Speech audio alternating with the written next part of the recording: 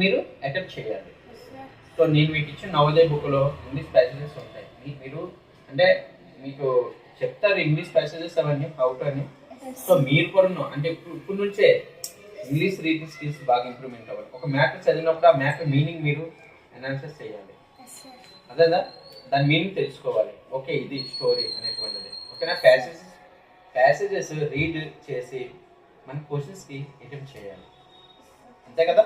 So ఆ read చేయాలి, దాన్ని అర్థం చేసుకోవాలి. ప్యాసేజ్ రీడ్ చేయాలి, మనం అర్థం చేసుకోవాలి. ఓకేనమ్మా? సో ఇప్పుడు ఇంగ్లీష్ 20కి 25 మార్క్స్కి అట్లీస్ట్ 25 8 నోట్స్ అనుకుంటున్నారమ్మా.